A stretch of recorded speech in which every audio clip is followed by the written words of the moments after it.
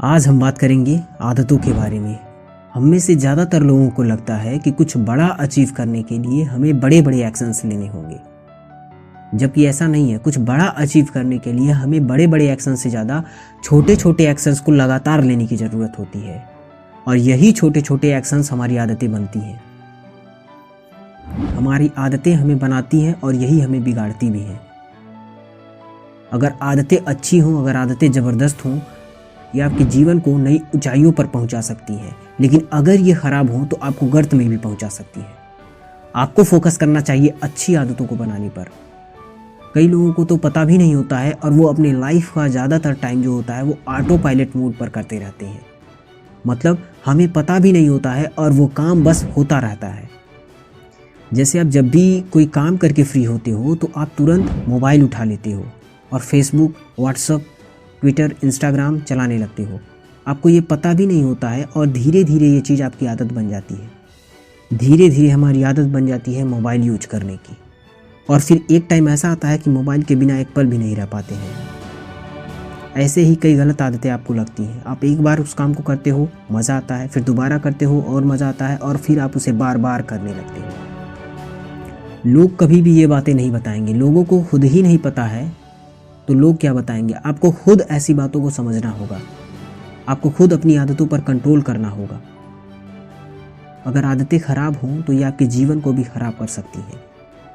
आदतें ख़राब हों मतलब जैसे दिन भर मोबाइल चला रहे हो, दिन भर टीवी देख रहे हो, मूवी देख रहे हो, या कई सारी आदतें, तो आपका टाइम कब और कैसे ख़त्म हो जाएगा दिन भर का ना, आपको पता भी नहीं चलेगा, और लास्ट में जा कर के पछतावा और असफलता ही हाथ लगेगी।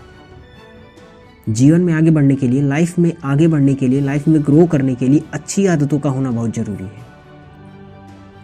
जो ख़राब आदतें होती हैं वो धीरे धीरे हमें कंफर्ट जोन में डाल देती है, जहाँ से बाहर निकलना हमारे लिए बहुत मुश्किल होता है।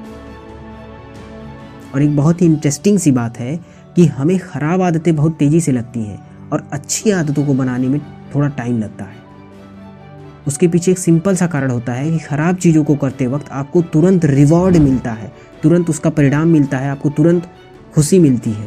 हालांकि ये खुशी थोड़े समय की होती है, पर इसमें हमें वेट नहीं करना पड़ता, इंतज़ार नहीं करना पड़ता है। जैसे ही जब हम मोबाइल चलाते हैं तो हमें तुरंत खुशी मिलती है, सोशल मीडिया यूज करते हैं तो तुरंत खुशी मिलती है, जैसे हम कोई मूवी देखते हैं तो हमें तुरंत खुशी मिलती है। इसमें थोड़ा सा भी इंतज़ार नहीं करना पड़ता है।